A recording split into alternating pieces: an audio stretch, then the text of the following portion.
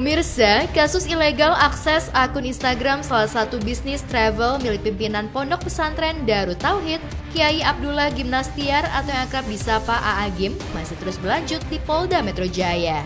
Menindaklanjuti laporan pihak AA Gim pada 20 Januari 2023 lalu itu, penyidik memanggil 3 orang saksi dari pihak travel AA Gim untuk dimintai keterangan Senin 13 Februari 2023 kemarin. Alhamdulillah ya, saya mengapresiasi Polda Metro Jaya atas laporan kita beberapa waktu yang lalu terhadap peretasan akun Instagramnya AA Gim. Hari ini sudah ditindaklanjuti.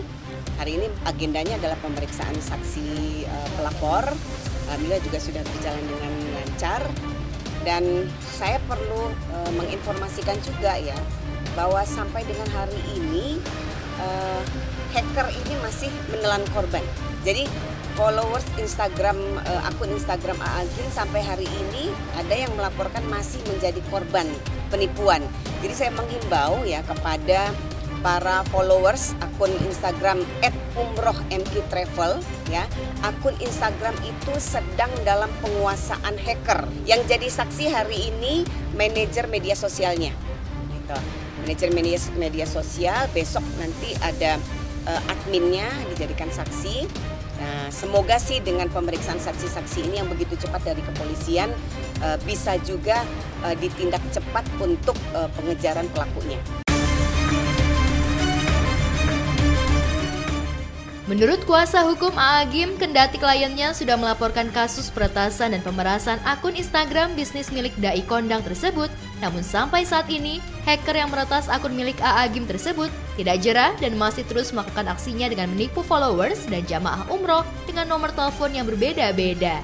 Selain travel umroh milik AA Gim, ada 5 perusahaan yang sama yang ikut menjadi korban peretasan hacker. Berbagai upaya sudah dilakukan mantan suami Teh Nini itu dengan mencoba menghubungi hacker tersebut dengan memberikan nasihat-nasihat agama, namun tindakan persuasif yang dilakukan AA Gim tersebut tetap tidak digubris oleh hacker tersebut.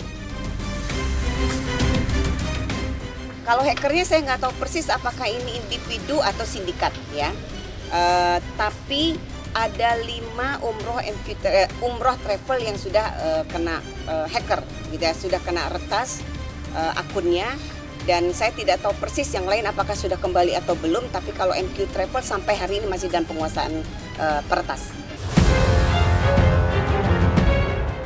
Dalam aksinya, hacker tersebut menawarkan giveaway yang menjanjikan, mulai dari uang pemberian tunai puluhan juta rupiah hingga tiket pesawat untuk sebuah perjalanan yang nilainya mencapai 20 juta. Jadi ini kan penawaran giveaway nih. Ini ditawarkan 10 juta atau 3 pesawat 20 juta. Jadi 3 pesawat itu 20 juta. Nah, masing-masing minimal sudah mentransfer 10 juta. Itu karena penawarannya itu murah kan, 10 juta. Lucunya hacker itu setelah 25 juta dia turun 1 juta.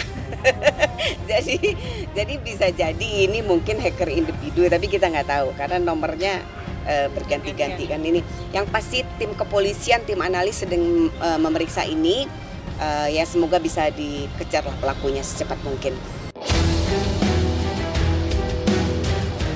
Guna meminimalisir akibat perbuatan yang dilakukan orang tidak bertanggung jawab tersebut yang terus mencari keuntungan dengan cara tidak halal, pihak AA Gim meminta pihak Instagram segera memblokir akun travel umroh miliknya.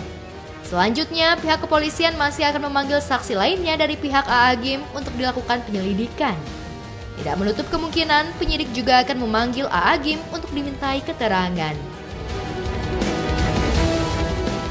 Selanjutnya besok pemeriksaan saksi lagi, mungkin nanti AA juga yang bersaksi mungkin, tapi nanti kita lihat itunya ya agendanya bagaimana, apakah sudah cukup dengan pemeriksaan 3 saksi, karena masih ada 2 saksi lagi kita.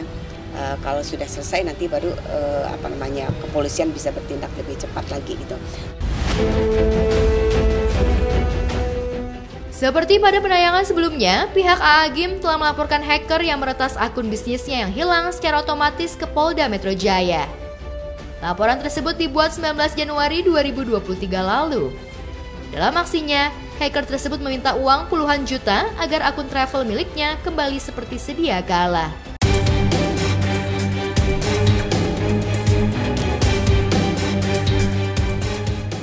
Beralih ke kasus hukum lainnya, presenter Ruben Onsu mendatangi unit Cyber Kriminal Umum Polda Metro Jaya untuk melaporkan dugaan pencemaran nama baik yang dilakukan haters keluarganya di sosial media.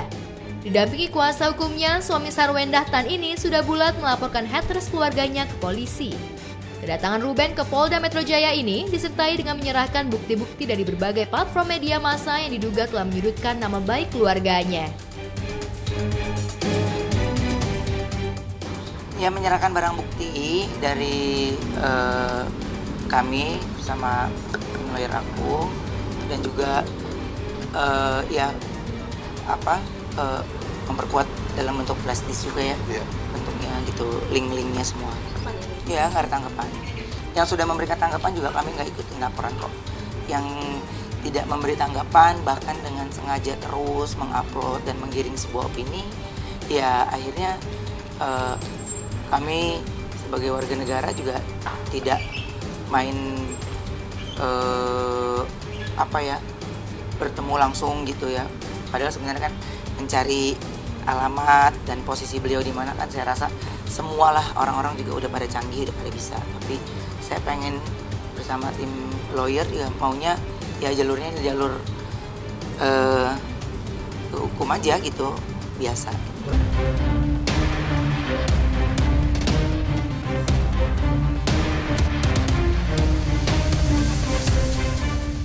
Sebelum melaporkan haters pembenci keluarganya, Ruben Onsu sudah membuat somasi terbuka.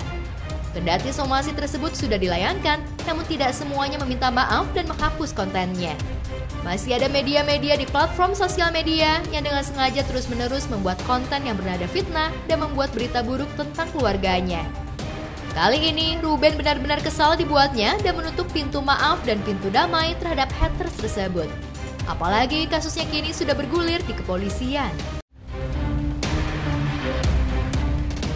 Adalah bentuk dari edukasi kepada masyarakat agar masyarakat tidak lagi menyebarkan berita-berita yang mengandung konten pencemaran nama baik, mengandung berita-berita bohong. Dan apa yang kita lakukan ini sudah benar. Sebelumnya kita sudah memberikan somasi terbuka kepada seluruh masyarakat, kepada seluruh netizen yang memuat konten-konten yang mencemarkan nama baik. Nah, dari somasi terbuka yang kita sampaikan itu, ada beberapa pihak yang sudah men-take down beritanya, sudah mau merevisi, sudah mau menurunkan beritanya. Tapi ada beberapa pihak-pihak lain yang masih tetap terus mengupload. Nah, inilah yang kita lakukan karena somasi kita tidak diindahkan, tidak ditanggapi. Kami akhirnya hari ini membuat laporan resmi kepada Polda Metro Jaya melalui unit Cybercrime. Pasalnya mungkin ada beberapa pasal di Undang-Undang ITE, nanti penyidik yang menentukan ya, kami hanya melaporkan. Dan kemudian nanti kami akan segera melengkapi bukti-bukti, saksi-saksi juga, dan proses hukum kami harap terus berlanjut supaya perbuatan-perbuatan atau pemberitaan-pemberitaan ini dihentikan. Dan kami mengimbau untuk pihak-pihak yang masih terus menyebarkan berita-berita mengenai keluarga Bapak Ruben itu untuk men-take down dengan segera. Kalau tidak, kami akan terus membuat laporan dan memproses secara hukum. Saya nggak ada lelah lah buat saya. Saya masih dikasih nafas, masih dikasih kaki. Saya yang penting saya tidak melakukan, saya main pukul sendiri, saya tidak main tangkap sendiri gitu ya. Walaupun ya mungkin menyelidiki, melihat siapa pelakunya, siapa ini ya. Cuman saya selalu konsultasi sih, kayak kontrak kerja atau apapun, pasti konsultasi sama tim lawyer gitu. Dan nggak mau untuk datang ke sini juga kita pasti pemikiran yang sudah kuat, bukti yang cukup yang tajam, bukti yang sudah kuat gitu. Jadi aku dapat dikumpulin.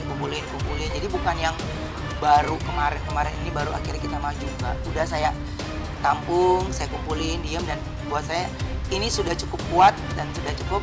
Akhirnya dari tim lawyer, oke, ini sudah kuat, dipelajari lagi lama juga ya Bang? Iya, cukup lumayan. Lama, baru akhirnya kita datang ke sini. Terus berjalan, jadi aku tuh misalnya dapat nih ya akunnya dan yang lainnya, atau mungkin tim lawyer aku pasti kita kirim-kiriman gitu. Nih Bang ini aku juga dapat nih Ben gitu. Jadi posisinya ya memantau, melihat dan sambil ngumpulin aja gitu. Makanya terkadang ada yang lebih mengejutkan lagi yang di luar dari pemikiran kita sebenarnya gitu. Tapi yang saya bilang udah kumpulin aja, nanti biar pihak kepolisian atau pihak yang berwajib yang bisa memberikan menyelidiki lebih dalam lagi ya akan kepemilikan konten tersebut ya, alamat beliau dan sudah pastinya kalau di Polda. Jadi kalau ditanya harapannya apa ya, saya ingin pelakunya harus segera ketemu.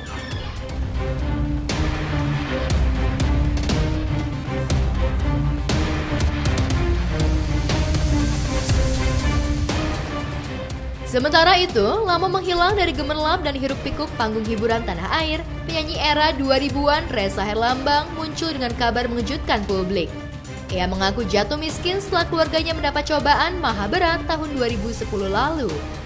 Mulai dari usaha ayahnya mengalami kebangkrutan hingga mengalami kerugian mencapai 12 miliar. Akibat cobaan hidup tersebut, ia harus merelakan rumah dan mobil mewahnya untuk membayar hutang-hutang keluarga. Daerah bisa dibilang kayak hal-hal gaib atau mistis tapi kejadiannya 2010 waktu itu ada kakak kembaran aku, ada supir aku di kolam renang itu ada bola api. Setelah itu akhirnya mamaku mulai sakit dan sempat terdengar kabar dari papa bahwa kita mengalami kerugian satu malam tuh hampir 12 miliar gitu. Dan dari situ aku tuh sebenarnya nggak tahu apa-apa gitu, sama sekali anak-anak nggak tahu apa-apa. Dan akhirnya mulai jatuh sampai bener-bener aku suka mengibaratkan kalau orang terjun payung itu pakai payung, aku tuh mau bener-bener nggak pakai payung. Jadi sore aku masih menikmati fasilitas, besok tuh aku udah tinggal di rumah tante ya sampai saat ini aku survive. Nah jadi banyak orang di luar sana kan melihat keadaan aku everything is gonna be okay gitu pada saat Belum lagi masalah yang mendera keluarga itu reda, mantan kekasih Nia Ramadhani itu kembali ditimpa musibah. Setelah keluarganya jatuh pailit, ibunda tercinta Ressa mengalami sakit kanker dan meninggal dunia. Peristiwa tersebut membuat kondisi kejiwaannya kembali terguncang.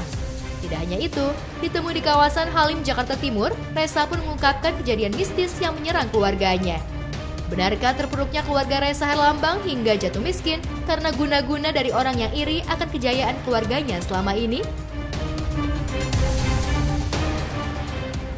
Sebenarnya itu terjadi udah lama, 2010 gitu, dan aku nggak mau share ini ke media kemarin juga karena aku kan bukan lahir dari orang yang maksudnya berkarya dari lagu kan, bukan yang menjual cerita kesedihan atau ingin viral dan segala macam. Jadi kemarin benar-benar ya cerita aja, dan ternyata banyak banget nih yang teman-teman respon ke handphoneku, nge-DM ya, ngedoain dan lain-lain. Alhamdulillah ya, buat aku itu share positif, dan aku juga udah izin keluarga untuk bisa share cerita ini ke teman-teman. Aku cuma pengen jadi apa adanya. Maksudnya aku pengen ngelepasin beban aku bahwa setiap aku ketemu orang, aku benar-benar ya dengan kondisi aku yang sekarang gitu loh.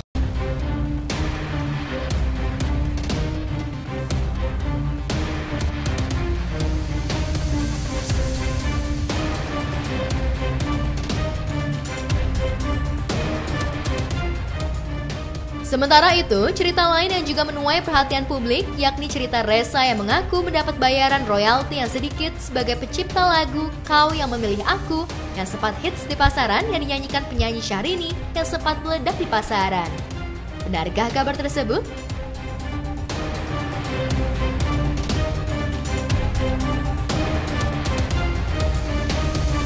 Dari kejadian demi kejadian yang syarat akan makna hidup yang dialaminya tersebut, membuat dirinya semakin dewasa menjalani hidup.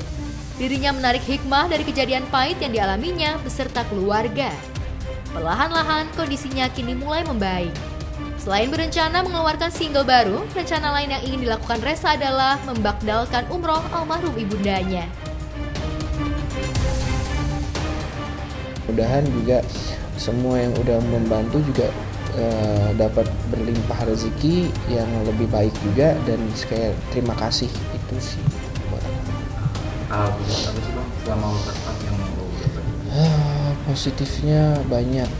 Kita tahu mana yang benar-benar sayang dan tulus sama kita, dimana mungkin kalau kita punya rezeki kita juga bisa lebih memanfaatkan yang lebih baik gitu. Aku tuh lagi niat banget, pengen banget bisa punya rezeki tahun ini, pengen umroh, pengen badalin umroh mama gitu. Karena adikku masih fight, kembaranku juga masih fight, kita masih fight lah semua. Papa juga masih fight, papa udah berkeluarga lagi. Almarhum udah, mama juga udah nggak ada. Almarhum sebelum meninggal cuma pegang tangan aku, mama pengen kamu nyanyi lagi gitu. Jadi aku kalau cerita almarhum udah nggak bisa ngomong lah. Maksudnya yang dilewatin beliau tuh luar biasa lah sama kita, sama aku, sama anak-anak. Maksudnya kita fight bareng-bareng, makan bareng-bareng. Jadi aku cuma mau bikin almarhumah bangga sama apa yang udah di RSR Lambang. Nggak ada gitu kalau nggak ada mama. Maksudnya dia yang pengen aku jadi penyanyi, dia yang intinya aku membuat mama bangga gitu. Maksudnya papa juga udah berkeluarga lagi, dan ya terima kasih ya buat teman-teman yang udah mungkin banyak DM ke aku nerima keadaan aku gitu. Maksudnya aku bisa jujur dengan keadaan aku sekarang gitu. Jadi maaf kalau teman-teman yang kemarin aku nggak mau ketemu atau bagaimana, karena aku berusaha menutupi untuk keadaan aku nggak bisa, takut minta ketemu di kafe yang bagaimana gitu. Jadi sekarang aku lega jadi diri aku sendiri yang memang aku bisa cerita ini, mudah-mudahan bisa positif buat diri aku juga. Dan kembali lagi, aku sama sekali cerita ini nggak kepengen dikasihanin, nggak kepengen atau mencari berita yang bagaimana. Aku cuma mau menceritakan ini untuk motivasi diri aku cuma mau bikin mama bangga, dan mudah-mudahan aku dari sini benar-benar ketemu sama teman-teman atau orang-orang yang benar-benar sayang dan support sama aku karena apa adanya aku, bukan karena rasa anak orang kaya. Itu aja sih yang ingin aku lepasin dari diri aku.